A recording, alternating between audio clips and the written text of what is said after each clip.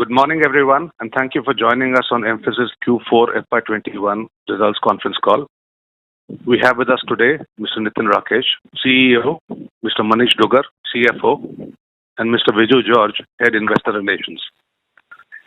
Before we begin, I would like to state that some of the statements in today's discussion may be forward-looking in nature and may involve certain risks and uncertainties. A detailed statement in this regard is available on the Q4 FY21 results release that has been sent out to all of you earlier. I now invite Nitin to begin the proceedings of this call. Over to you, Nitin. Thank you, Shiv. Good morning, everyone. Thank you for joining the call early this morning. As we together face the mounting unprecedented challenge and a shared concern over the spread and growing impact of the COVID pandemic, I hope all of you and your family and friends are doing well. Our thoughts are with those who are affected. Our key priority is ensuring the health and well-being of our employees, their families, and all those within the communities where we live and work. We've initiated various global business continuity protocols and other measures to ensure we maintain safe working environments and seamless operations. We are confident that when this pandemic is over, we'll emerge stronger and more prepared to tackle any and all challenges. Let me open our earnings call this morning with a view of our performance in FY21. Our fourth quarter performance rounds out a satisfying FY21, wherein we recorded an overall revenue growth of 5% in constant currency and US dollar revenue growth at 5.6%, which places us well above industry average in FY21.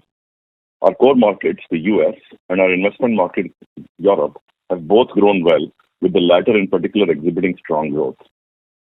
Growth in direct business is accelerating with FY21 growth of 17.2% in constant currency, well ahead of the prior two-year CAGR over FY18 to 20 of 12.3%. We believe that our direct growth for FY21 is industry-leading. Direct now accounts for 86% of our overall revenue as of fourth quarter 21. In terms of growth by geography, US and Europe have fared well with overall growth of 8.5 and 16.7%, respectively, on a three-year CAGR basis. Excluding DFC, the growth numbers are significantly higher at 13% and 20% respectively. As mentioned in our earlier calls, Europe is a focus area for us, and we are pleased with the fact that our increased sales efforts and investments in this region are yielding good results. Direct in Europe has grown 25% year over year in constant currency in FY21. Our pipeline in Europe is strong, especially with new clients, and expect this region to continue to be a growth driver for FY22 and beyond. From a vertical standpoint, we are pleased with the growth in our anchor vertical of banking and capital markets, which grew 26% in FY21 in US dollar terms. Fourth quarter marks the third straight quarter of 20+% year-over-year revenue growth in BCM. On a full-year basis, we believe this is the best-in-class growth in that industry segment. We continue to enjoy market share gains with our key BCM clients and expect sequential growth in this segment in first quarter and to sustain our annual growth trajectory through FY22. Our investments in high-tech, a focus vertical for us, are also delivering great dividends with growth of over 50% in FY21. Our insurance business has registered 3 successive quarters of sequential growth over second to fourth quarter FY21, having bottomed out in first quarter. We have built a robust TCV and pipeline in insurance, including large deals, and expect to convert this into revenue in the coming quarters as well. We've seen improving client mining clearly in FY21, and as we've said before, we've consolidated our standing with our key clients, resulting in continuing market share gains. This is borne out by our client metrics. The lower chart of the slide shows that our top 5 and top 10 clients have grown consistently, registering 13% and 19% growth respectively in FY21 in USD terms. The average contribution of our top 5 clients exceeds $100 million, and all our top 5 clients are greater than $75 million, which we believe is quite unique for a company in our size category. Our FY21 top 6 to 10 client growth at 42% was more than twice the overall direct growth, indicating strong growth down the 6 to 10 category as well. Our top 11 to 20 clients grew 16% for the year, indicating the increasingly wholesome nature of our growth.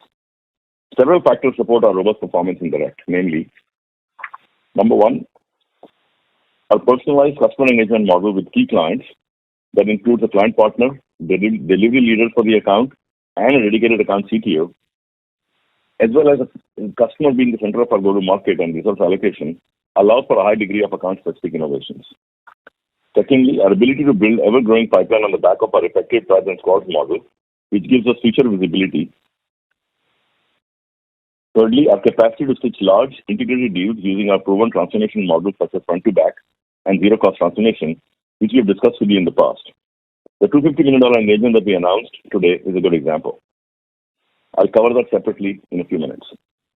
Finally, scaling up of the digital competencies of our talent and well-established key learning resource platform Talent Next has seen rapid adoption since its inception less than 3 years ago. It's provided Mphasis the skill muscle to enable execution on the next-gen positioning at scale. On the TCV front, we recorded a TCV of $245 million of the deals won in fourth quarter 21, making it the fifth straight quarter of over $200 million of net new TCV, not including renewal deals. Our FY21 net new TCV at $1.11 billion USD is up 51% over FY20. In addition to the TCV signings, separately, I'm pleased to announce the closing of a landmark deal for $250 million in the UK. A few words about this. Mphasis agreed into a deal with a client in the UK to set up a shared services entity that will service middle and back office functions while applying digital transformation using the Mphasis front-to-back construct. Given the expertise and the capability being built in this partnership, we also expect to be able to capture additional opportunities through this program. We expect the deal to generate revenue by Q2 FY22, as we are currently in active transition, with a gradual ramp-up that will run through FY22 and beyond. The initial term of this agreement is 10 years, with an expected TCV in the range of about $250 million, and even beyond as we potentially migrate to other LOBs within the client and scale up the operation. We see this deal as a solid evidence of our ability to construct end-to-end digital transformation-led, complex and longer tenure deals, even as deals of such nature and longevity are not common in our industry. We believe that our commonly rising TCV trend and our track record of large deal wins is a testament to our ability to scale and create large, longer tenure deals consistently.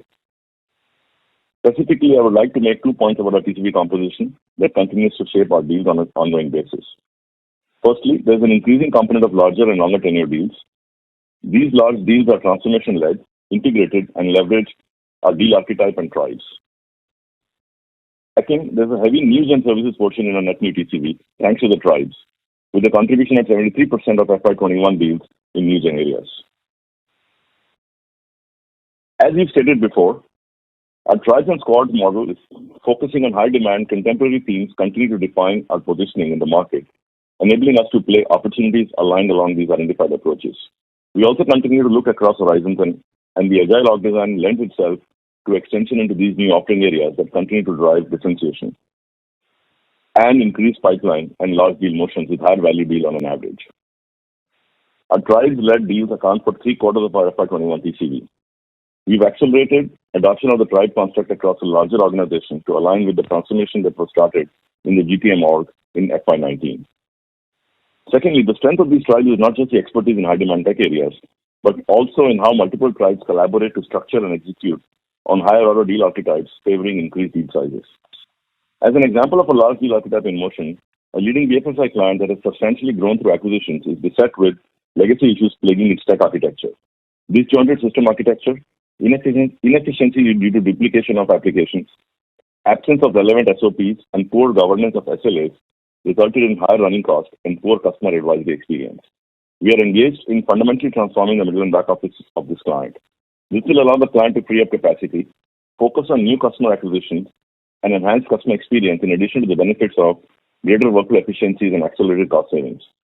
Mphasis services include, not limited to, client administration, payment processing, claims processing, procurement, data management and storage, software management, network and security solutions.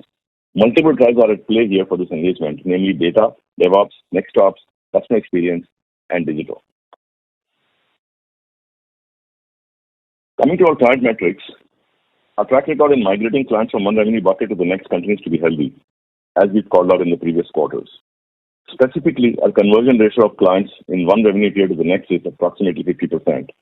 Specifically, slightly more than half of our $10 million plus clients are $20 million plus clients, and the same holds true for the conversion ratio from 20 million to 50 million, bang, and so on. We are especially pleased with the strengthening position with several top clients post-vendor consolidation. We continue to believe that our wallet share gains emanate from our comprehensive-driven positioning. The average size of a large deal is showing an increasing trend. As the slide indicates on the right, the average large deal size on an LTM basis at $79 million is 2.5 times from that 2 years ago. With the inclusion of the new $250 million engagement that we just referred to for Q1, this metric will trend up. As mentioned, our large deals are increasingly multi-tower, transformation-based, and longer tenure. The growing size reflects this capability evolution. Why are we seeing this good momentum? As per an NPS survey that we constituted using an independent third-party Big 3 consulting firm, Mphasis gets significantly high NPS from its top 15 clients. The NPS survey covers our top 15 clients, which contribute 60% of our direct revenue. At 50% NPS, our score is well ahead of peers' performance with the same set of clients. Based on the client feedback, factors that contribute to such high score include strong pool of domain experts, strong digital capabilities on cloud-native app development and legacy modernization, flexible engagement models to drive client relationships, robust account management practices with on-site delivery leads, and finally, quality of delivery with delivery tightly embedded in sales and account management. We are organized around accounts and not by verticals or horizontals. Mphasis does not have the traditional metric structure of vertical horizontal geos that can weigh down decision-making. This means our GTM is aligned along with the customer as a basic unit, and resource allocation is done at a granular level of the customer. This creates improved customer centricity, agility, and responsiveness. It also aligns well with our agile org design around tribes and squads, which also provides a strong technology-led design, architecture, and engineering competency with the domain contextualized solution set targeted towards each chosen industry vertical. The voice of the customer measures are strongly aligned with our best-in-class performance with our key clients reflecting in robust market share gains and strong FY21 direct growth. We have seen operating leverage in our business play out over the last 3 years. 3-year EBIT growth slightly ahead of our revenue growth, EPS growth ahead of the EBIT growth, and cash flow growth ahead of the EPS growth. Our philosophy of operating in a stated EBIT margin band lends predictability, and as we have been steady in our margin performance for FY21, we've also generated cash of $180 million in FY21, which represents a growth of 7% YOY and at 74% of EBITDA. Our free cash flow generation as a percentage of EBITDA continues to rise. Excluding one-time income tax benefit of 424 million rupees in FY20, FY21 net profit grew 6.5% to rupees 12,168 million, while EPS grew 6.3% to rupees 65.18. Our improving cash flow situation is enabling more shareholder-friendly cash return actions. For FY21, Mphasis Board of Directors recommended a dividend of rupees 65, including a 27 rupee special dividend, subject to shareholder approval. This translates to 100% of payout in net profit terms. In keeping with our theme of continuity and acceleration, to build a sustainable, scalable organization, we are constantly at work along 4 axes. First, it's continually augmenting our capability, both from a go-to-market as well as delivery perspective. This broadly consists of tribes and squad expansion, specialist resource build-up in our cloud unit, which is structured as a guild cutting across the tribes, domain experts.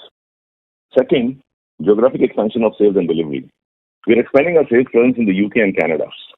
You may have seen the recent press release with the UK PMO's office endorsing our expansion in the UK. We also continue to make early inroads in other markets in Europe, with cornerstone clients established in many of these markets. And one large deal in Q4FY21 came from one of those non-UK markets in Europe.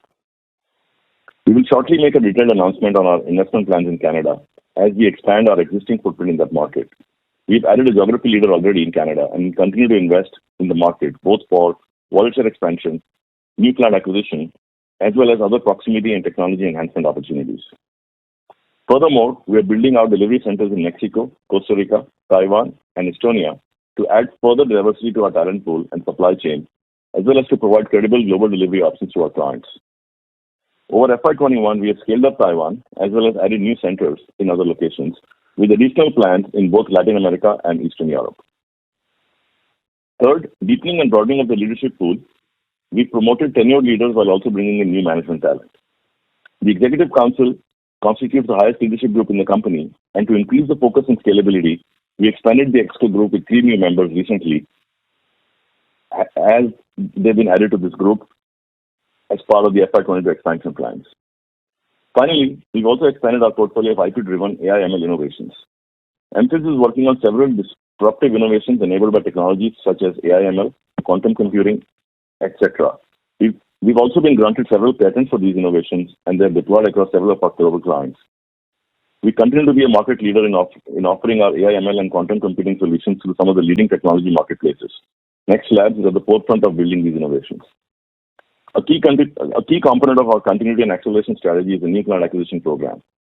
We've reinvigorated this program over the last few months with dedicated leadership. We've carved out 5 well-considered select verticals to focus on for NCAs, namely BFS and insurance, in both of which our positioning and track record is already solid. These 2 verticals are large enough to continue to provide growth runway in the long term. Logistics, high-tech, and healthcare form the other 3 verticals on the NCA level. Each of these 5 verticals has its respective client acquisition strategies led by dedicated sales, delivery, and domain NCA leadership. We have an elaborate operating model in place to transition clients to strategic status with the client engagement structure and investments defined through the phases of the transition. As clients move through the transition phase and become strategic clients, we progressively bring the full force of our secret sauce and dedicated client resources and GTM motions in engaging with such accounts. Our strong growth in high-tech, as a result, the NCA investment program is encouraging. We see this becoming the next $100 million vertical. Our Cloud Guild running across tribes is also a pivotal element in our tribe offerings, with our tribe-led cloud wins up 49% year-over-year, constituting 20% of our FY21 TCV. 40% of our pipeline is cloud-led versus 27% a year ago, and there has been a 38% growth in the cloud-led pipeline alone. We are ranked number 1 in the AWS machine learning marketplace, leveraging our advanced consulting partner status in the Amazon Web Services Partner Network. The Mphasis AWS collaboration provides 140 plus machine learning and deep learning algorithms and pre-trained machine learning models applicable across a diverse set of data types and industry use cases. We're also fortifying a dedicated partner strategy around each channel partner, such as AWS, Azure, GCP, Snowflake, ServiceNow, as well as VMware. We're also building out a partner-based structure that adds value to our sales, GTM, technology, and delivery by hiring partner specialists for each of these roles as part of the org specifically carved out for each partner. Very recently, ISG in its latest mainframe services and solutions assessment recognized us as a leader in mainframe modernization using the cloud architecture. To sum up, I would leave you with 3 points. 1, we rounded off a good FY21 well above average industry growth overall and industry-leading growth in digital and direct. Direct grew 17.2% year-over-year in constant currency. Our direct growth will continue to be supported by robust TCV that we've added across verticals. Our TCV on a trailing 12-month basis is 51% higher than that recorded over the prior period. Direct performance has helped us mitigate the declines in VXC, the contribution of which is now reduced to 12% of revenue on a 4Q21 basis. 2, multiple KPIs are moving in the right direction. Namely, track record in winning large deals is consistently improving, with $100 million, $200 million, and now $250 million deals in less than a year. The nature of our deals is increasingly transformation-led and longer tenure-based. 2, our growth is getting broad-based with Europe, high-tech aiding growth in addition to the anchor verticals of BCM and anchor geography of the US. We continue to drive market share gains with our key clients. And finally, our client mining metrics across revenue buckets is improving. As referenced, our top 6 to 10 clients are now growing well above our direct revenue growth, while the top 11 to 20 clients have kept up pace with the overall direct growth. 3, investing for growth by using operating leverage, operating in our stated target operating margin band, we believe that our margin stability ensures that revenue growth translates into sustainable EPS and PAT growth and consistently rising free cash flow generation, with cash flow growth exceeding revenue and profit growth. Coming to our outlook for FY22, given our TCV, strong positioning with anchor clients and robust pipeline, productivity of our multi-pronged investments, we see good and continuing growth visibility for FY22. We expect to build on our industry-leading direct growth in FY22. Share of direct at 86% of fourth quarter 21 revenue will continue to increase. We fortified our investment muscle through FY21, and we believe that this reflects our growth bias and will serve us well in FY22 as well. Our guided operating margin band for FY22 is 15.5 to 17%, with the band extended by 50 bps at the upper end. While the low end of the band is unchanged, the band is wider than usual to accommodate for existing uncertainties in the environment. And as the situation improves, especially in India, we expect to tighten the band through FY22. We believe that our margin stance enables us to make the varied investments in tune with our continuity and acceleration team to sustain our industry-leading direct growth while also absorbing rising costs associated with the supply side. On that note, I'd like to have the operator open up the line for questions. Thank you. Ladies and gentlemen, we will now begin with the question and answer session. Anyone wishing to ask a question may please press star and 1 on your touchtone telephone. If you wish to remove yourself from the question queue, you may press star and 2. Participants are requested to use handsets while asking a question. Ladies and gentlemen, we will wait for a moment while the question queue assembles.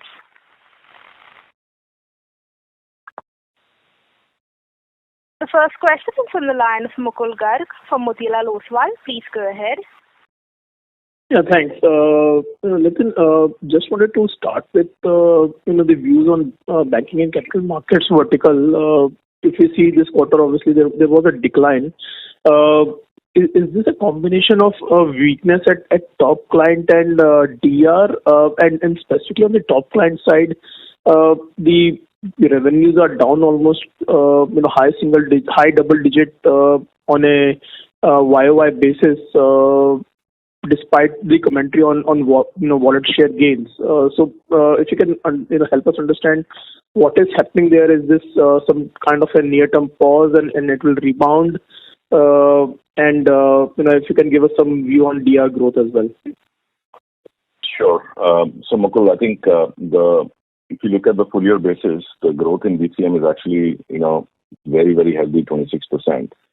Of course, we've seen some very strong growth, and at the back of those 3 strong quarters, I think this is nothing but a little bit of a ramp up pause. Yes, there is always going to be some volume fluctuation on a sequential basis. But we already called out in the commentary, if you remember, the fact that this will be a sequential growth quarter for the BCM business. In terms of the top client, I think, again, every client has a different trajectory. Given that all the vendor consolidation items have been, stabilized, without necessarily going into too much details on what's happening in a particular client, we actually expect all of our top 5 clients to be growth accounts this year. And we already have, witnessed trajectory related to that. So from that standpoint, the confidence that we're having in the direct growth being market leading is stemming from the fact that all of our top 5 clients actually are well positioned for absolute, revenue growth, not just wallet share gains. So to add to that, Mukul, on the digital risk question that you had, I don't think you should draw a conclusion on digital risk. We talked about the fact that digital risk is now a composite service with multiple other services, and I don't think that assumption that digital risk actually had a decline is supported by any numbers that we have given. Obviously, last year, we had the benefit of additional services getting added and the benefit of interest rate, movements. So we will probably not have digital risk grow as much as it grew last year, but in the traditional sense. But we are very confident about our new portfolio of services under that business, and we don't think it will be volatile as there it was before. If that is what you are, if that is what your question is. Understood. No, that was very clear. And then the second question obviously comes back to the usual commentary around DXC. You now have 1 quarter left in the MRC, and given the run rate which is there, you will have almost 40 million plus left after that is over.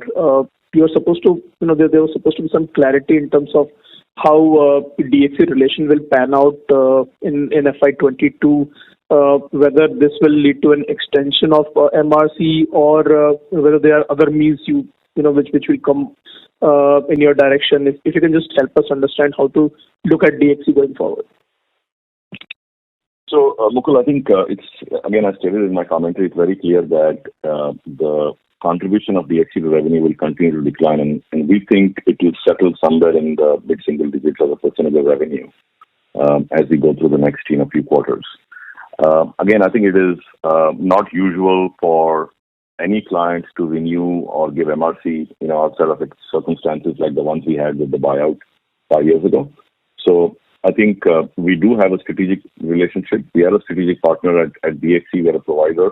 We continue to be, very much in the mix of all of their, clients. We don't believe that, that necessarily means that they have to actually recommit an MRC to us. But at the same time, we also believe that we have long-term, visibility beyond September 21 in actually maintaining a relationship The way to think about it, as I said, is on a longer term basis, we think it will settle in mid-single digits of percentage of revenue. On what happens to the MRC, post September, we'll give you more visibility because it's not fair for us to comment, given that we still have about 4 or 5 months to go through that process, and given that we'll only know the final numbers after the consumption numbers come out at the end of September. Fair enough. No, that was helpful. Thanks for taking my questions. Thank you. Thank you. We'll move on to the next question. That is on the line of Manik Taneja from JM Financial. Please go ahead. Thank you for the opportunity, Nitin. Just wanted to pick your brains on a couple of things. Number one is, given the kind of devastation that the current wave of COVID is leading to in India, do you see any near-term impact from a delivery standpoint? That's question number one. The second thing is, we've heard commentary from some of the global peers around the possibility of pushing for price increases given the tight supply side dynamics. Just wanted to get your thoughts on this. Thank you. So I think the first answer is, as of now, based on the current status, there is not an impact on operations or delivery. We've really worked hard, and I'm very thankful for the efforts that the teams have done despite personal stress and having affected people in their families and their extended families. And we obviously have many employees affected as well personally. So I think so far so good. Obviously, we are trying to maintain not just continued operations, we're also trying to maintain the fact that we have record TCV wins, an order book to execute on. So I think the second aspect of that also is, can we continue to execute on the pipeline and conversion, which I think so far seems to be going well as well. But of course, we'll continue to watch the situation as it evolves. We believe the worst should be behind us, but it's not done until we get to the other side of that curve. But so far, I think we are fairly stable. On the second question around price increases, I think there is some truth to the fact that there is a little bit of pricing leverage available given the demand-supply dynamics, and a lot of our clients see that because many of them actually have their own operations in India as well. And the same thing applies in developed markets, especially in the US. There is a fairly rapidly tightening labor market, especially in tech. So yes, there is some leverage on the pricing front, but from our standpoint, given that we've seen majority of our deals are generated proactively, even though they may get competitive, pricing isn't really the only thing that we worry about. But there is definitely a move towards price to value versus FTE price or discounting discussion. So I think as the next 2 or 3 quarters play out, we'll get a little better sense. Right now, it's all hands on deck to just deal with the current prices and make sure that we're able to service the growth that we signed up with.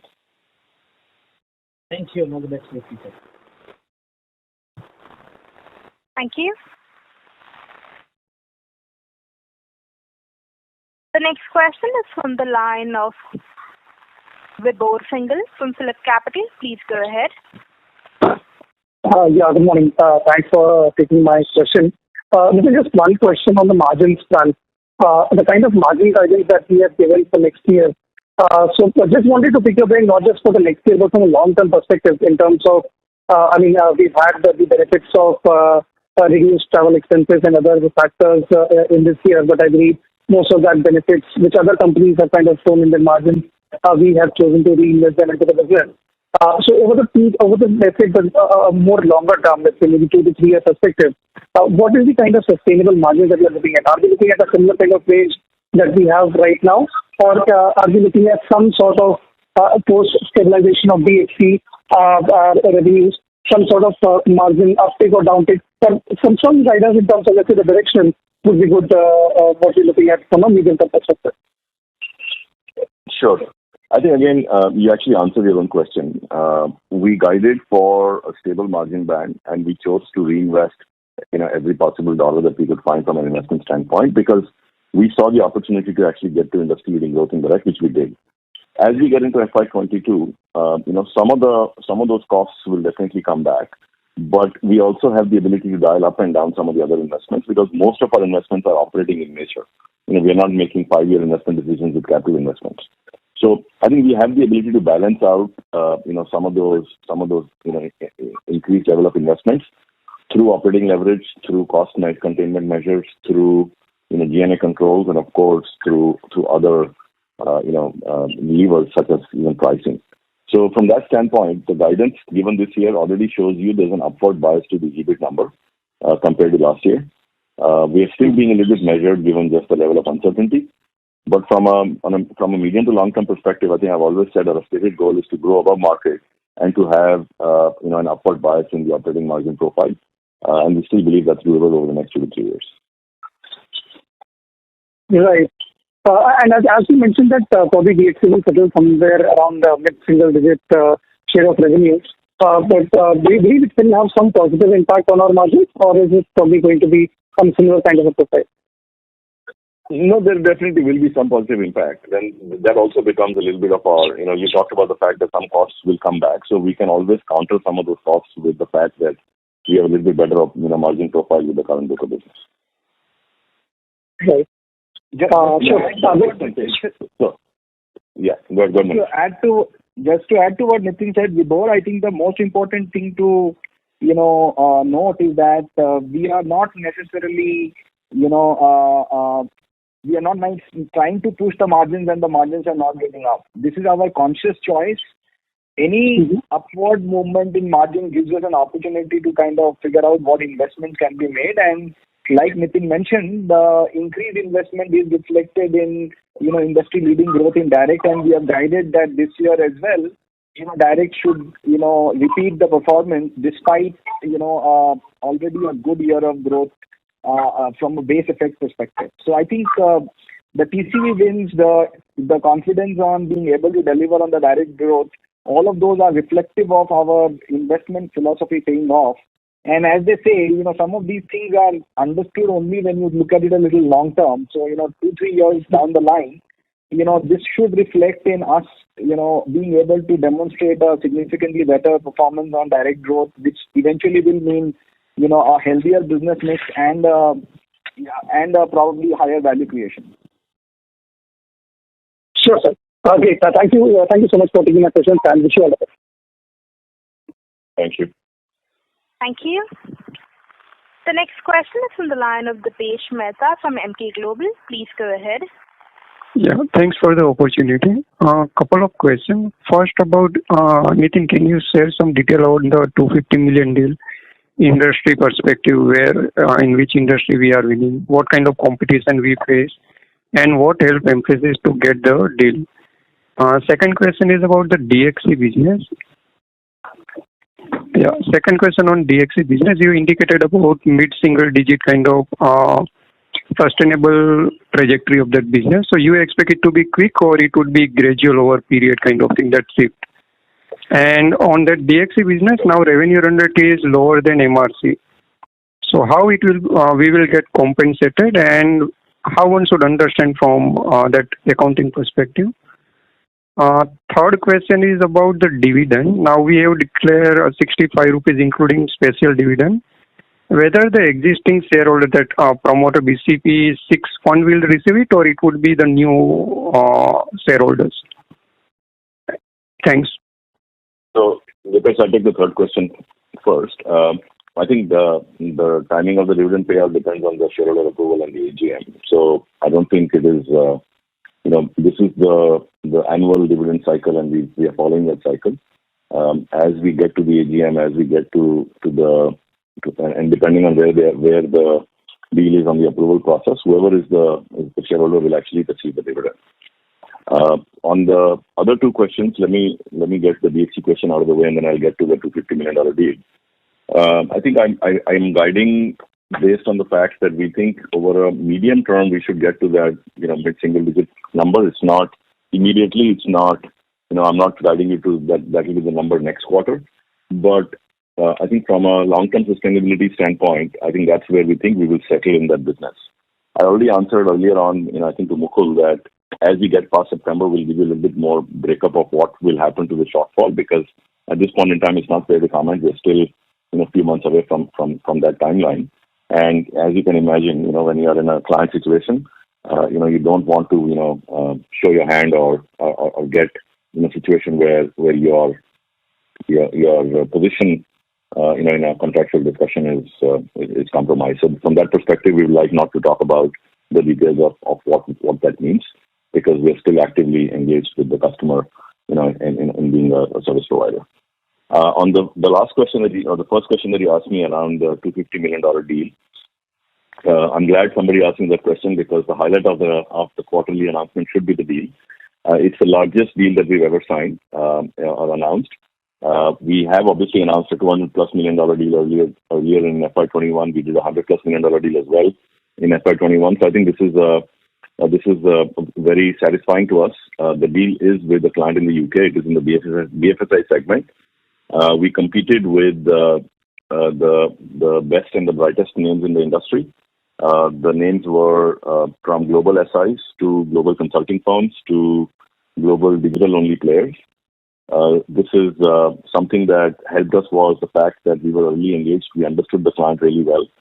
We had a strong, combination of multiple tribes coming together, and we were able to establish a decent level of credibility with the executive suite of that client to be able to for them to take a bet on us for a long duration, for a very strategic transformation program. And in many cases, their future strategy depends on this program.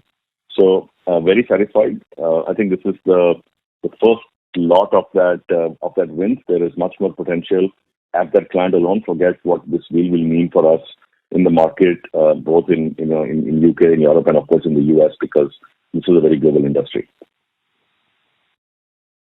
Understand. And if I can squeeze last one, do you think changing deal tenure, because you are signing now larger deal and longer tenure, would have any implication on your correlation with revenue conversion? So far, actually, if you see this quarter, the correlation has actually improved to 0.91. So, of course, this is a portfolio of a number of deals, but I think I'm glad that we are also able to construct deals that go long-term, 5, 7. Now this is a 10-year deal. And the reason is that it actually gives you a sustainable outlook on long-term relationships and gives you the ability to invest and of course, monetize those relationships. So I think having a good mix of deals, and every deal won't be 10 years, every deal won't be 1 year, but having a good mix of deals that cut across the time horizons will definitely continue to give us good revenue correlation. And given that we are only announcing net new TCV, I think you should be very confident that the correlation will stay high. Understand. Thanks. Thank you. The next question is from the line of Nitin Padmanabhan from Investec. Please go ahead. Yeah, hi. Good morning, everyone. And congratulations on a very solid deal win. My first question was on margin, and I'll probably layer it into two parts. One is for this quarter, we have had a very strong improvement in utilization, both on-site, offshore, and we have also seen a decent offshore shift.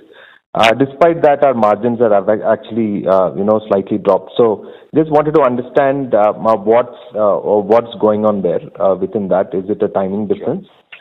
The second bit is more from an annual basis. And if you look at last year, possibly initial part of the year, there were discounts given to customers. All those have come back. And we have had a couple of large deals which will go into steady state possibly next year.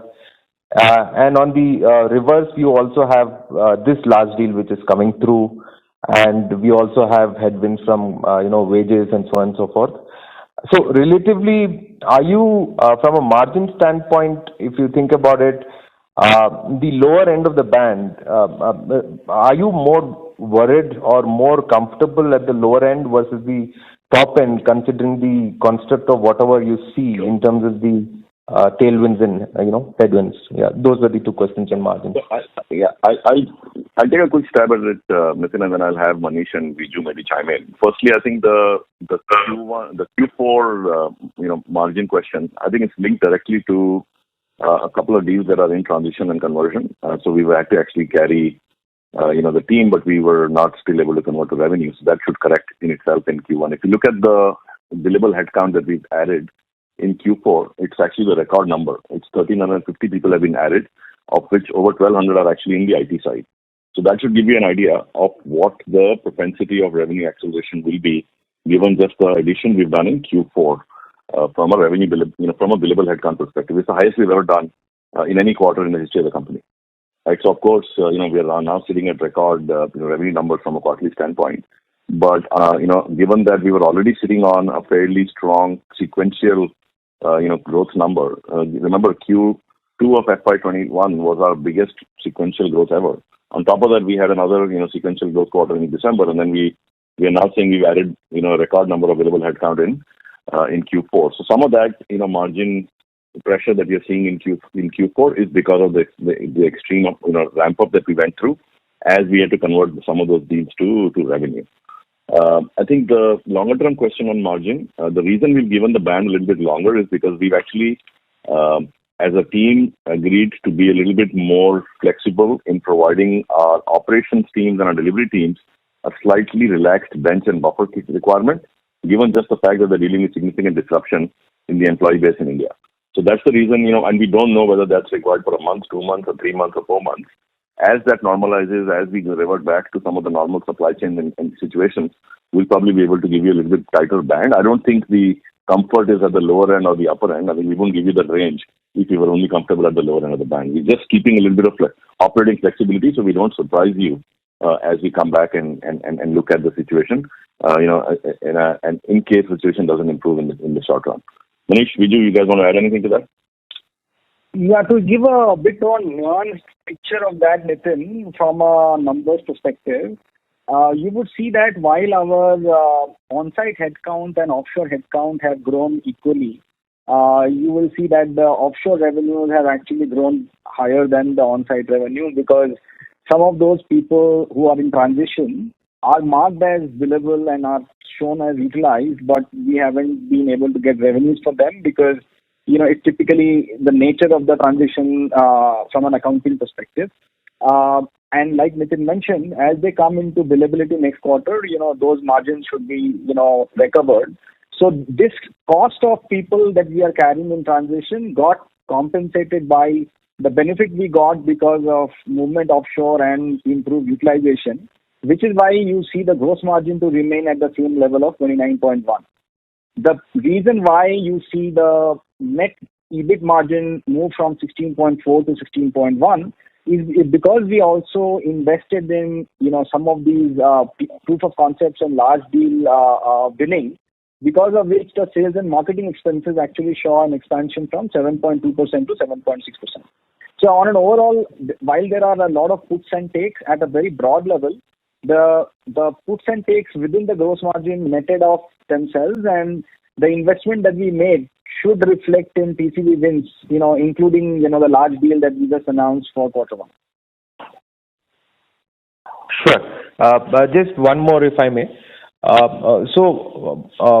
You spoke about digital risk, and you said that growth this year would be similar to last year. Correct me if I'm wrong. And basically, if I picked this number wrong, I think somewhere you said 26% growth in the past year, and this year would be similar. Have I understood correct, or is there a mistake in what I understood? No, I don't think we gave a number for digital risk. And what we said is, when you look at YOY, last year digital risk had multiple advantages because it started with a low base. We added complementary services, and interest rates also helped.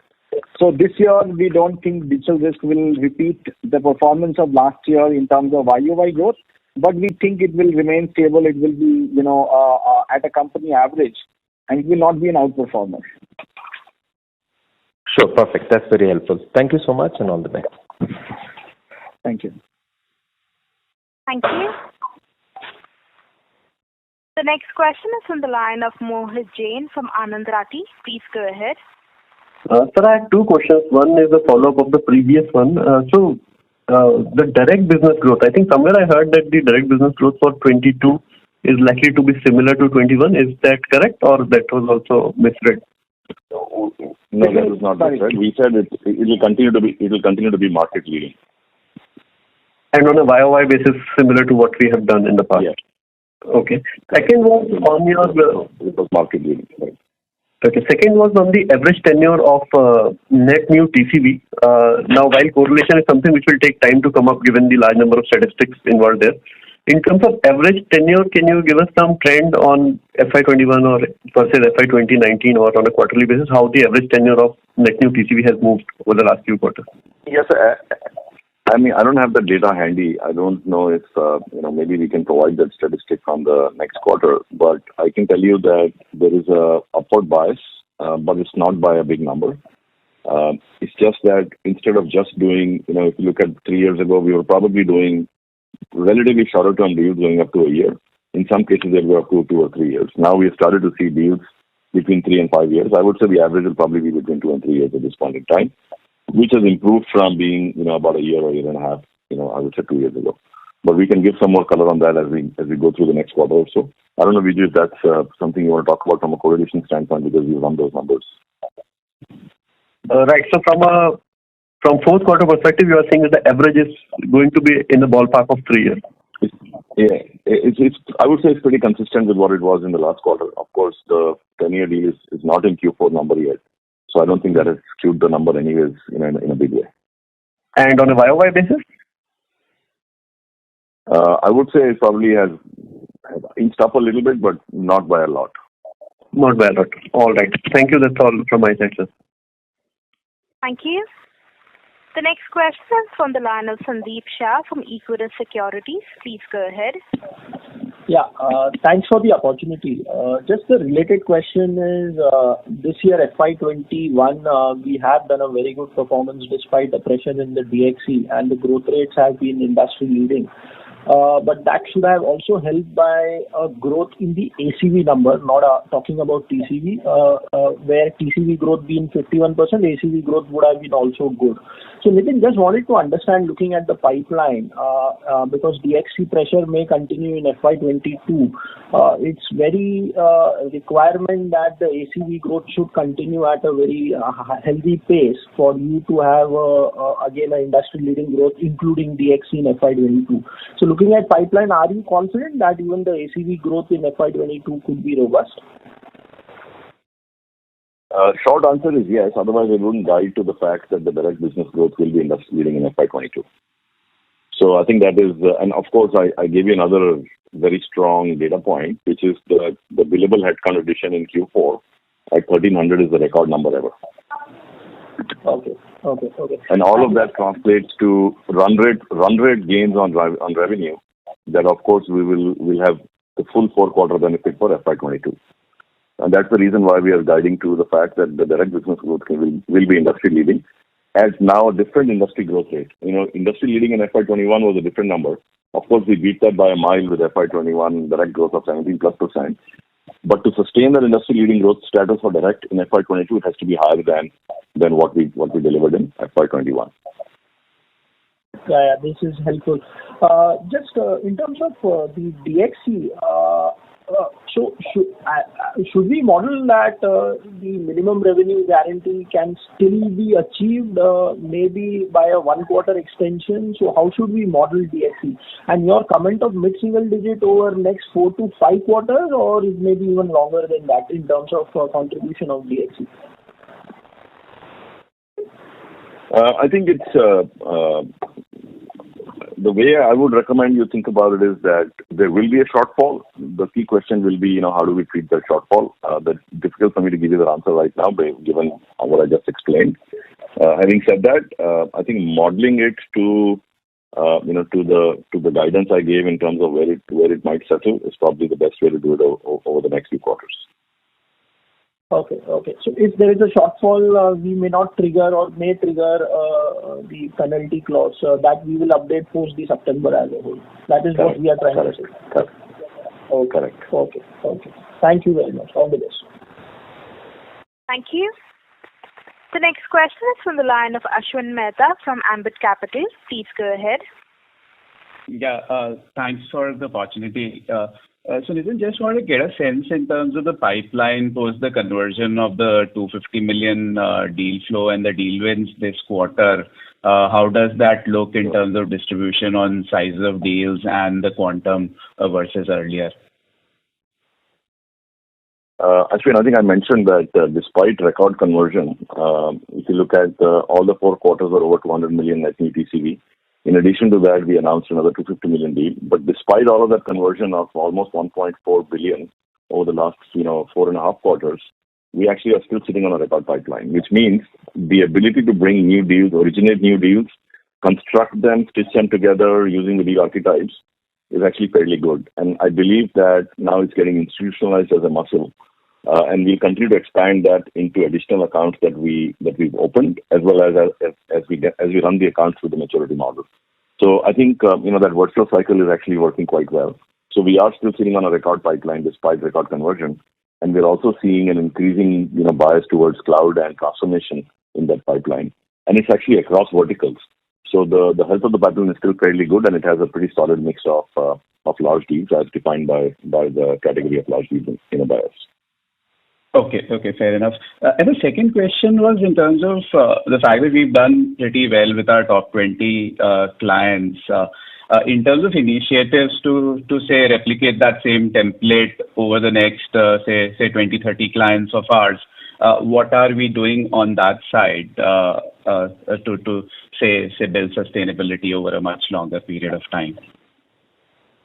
Yeah, we are doing exactly what you just said, but except that we first had to do it to the non-top 5. So we did that to 6 to 10. That's why you see the growth rate of 6 to 10 at 42%. We're then obviously doing the same with accounts in the next category, 11 to 20. So I think we have a very strong, solid runway ahead of us within the top 20 itself. But having said that, if you see the NCA book, that has actually grown very healthy, 40+% as well. And the fact that we've created these 5 distinct NCA units within hunting, focused on banking, insurance, high tech, and so on, it should give you the sense that we have a pretty strong, account mining principle combined now with the hunting muscle. So I think the key question will be, we'll always have, emerging accounts that we will continue to put in. We actually call them cathedral accounts because we want to build them as cathedrals with strong foundations. And that process is continuous. It's continuous process that we follow through our account mining principles. And the reason we did the NPS survey was to actually get a voice of the customer as a feedback loop back into that program. So I think a very strong focus on top 5, top 10, top 20, and of course, bringing new logos of high quality in. And you will see that we are probably bringing 5 to 6 new clients every quarter. But these are clients that we have a very chosen, very targeted, very named account strategy and hunting as well. Okay. That's good to hear. And this last question in terms of the BPO business, approximately what proportion of our business, given that we've launched newer services, we've launched adjacencies, and we've also launched counter-cyclical offerings, what proportion of our business would be kind of linked to the mortgage volumes? So I think Manish answered that question. So we did see an uptick last year, given just the interest rate cycle. That I think peaked by December, or even before December. At this point in time, I would say that of the 26% BPO business that you're seeing in the overall book of business, the growth is bulk of the growth right now is actually broad-based, not just dedicated to one unit or one client or one service line. And it's actually been fairly consistent, I would say even over the last 3 or 4 quarters. So the issue is the cyclicality that used to bother everybody is something that we've really worked hard at, and we've integrated much more services. We've added new service lines besides just refinance or origination. We've added servicing, we've added quality control and a bunch of other things at an integrated level. So I think the fair way to think about it is that as a portfolio, mortgages is very much part of our value chain. We've actually combined tech and ops in many clients, and we do believe that we are at a point where the interest rate sensitivity may not be such a big issue.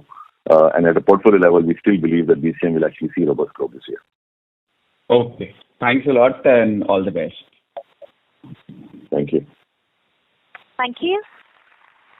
The next question is from the line of Nitin Jain from Fairview Advisors. Please go ahead. Yeah, thank you for the opportunity. So just a question on DXC. So the last quarter, the management had clarified that the rate of decline in DXC would be contained. but we don't see that playing out at least in this quarter. So, any comments on that? Thank you. No, I think I've given you the guidance based on where we think it will settle at. I think it's 12% of revenue in Q4, down from 24% 4 quarters ago. I think this is a strategy we are playing out very consciously. It's something that we continue to manage based on the prospects and the ability to continue to grow the direct business. So I think if you follow that guidance, we'll probably come out on the right side of the growth profile and of course the client metrics.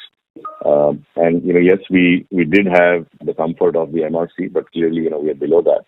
At this point in time, what we have to do is to continue to find growth areas around that, and we'll also continue to look for additional levers of growth. Using some inorganic levers just to make sure that we stay in the top quartile category, anyways. So I think that there's additional levers available in case we need to. We'll continue to deploy those. But at this point, we're very, very pleased with the fact that we've managed the direct growth has actually managed to mitigate any downside. And at this point, we are sitting on some very, very strong, healthy pipeline, and of course, deals and conversion in the direct business.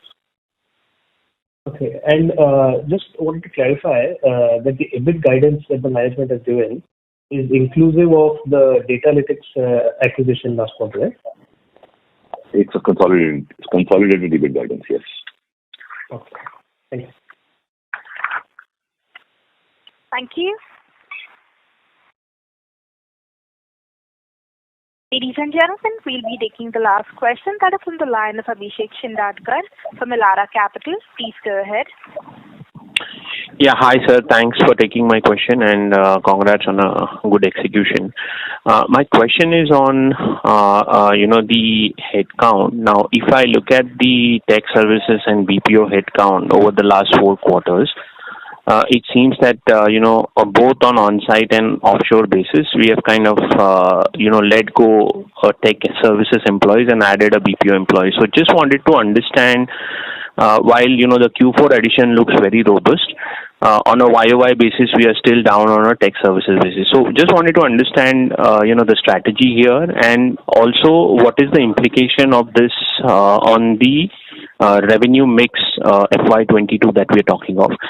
And the second is on is it possible for you to kind of give us the vertical mix on a pure direct core basis, because you have given some data points in the presentation, but including DXC, the data gets distorted. So would it be possible? If yes, that could be really helpful. Thank you for taking my question, sir. Yeah, so I think the first question is very simple. I think what's happening is you're confusing the fact that there is DXC decline. And DXC business is virtually zero BPO business, and that's why you're seeing that the tech services business is not showing significant headcount growth. It's not fair to read it that way for the direct business. The second question on the vertical breakout ex DXC, I think if you reverse calculate from the growth rates, you'll be able to actually get a pretty good number. Maybe we can provide that as additional information in the MD&A next time, but at this point in time, I think the disclosure is what it is. But you should be able to reverse calculate that based on the last 3-4 quarters of growth. Thank you, sir. Thank you for taking my question, and best wishes for 22. Thank you. Thank you. Thank you. Ladies and gentlemen, that was the last question. I now hand the conference over to Mr. Nitin Rakesh for his closing comments. Thank you guys for joining the call today. I think our engineering-led DNA and the client centricity model has helped us to stay consistent with our performance, and we continue to invest in strengthening our targeted go-to-market and delivery gains. I think the accelerated digital transformation journey for businesses globally has translated to a continued growth for us during FY21, and it's been a breakout year in terms of growth and TCV wins, especially in the direct business. Thanks again for joining us today. Stay safe, take care, and we'll see you in the next quarter call. Thank you. Ladies and gentlemen, on behalf of Mphasis Ltd, that concludes this conference. Thank you for joining us, and you may now disconnect your lines. Thank you.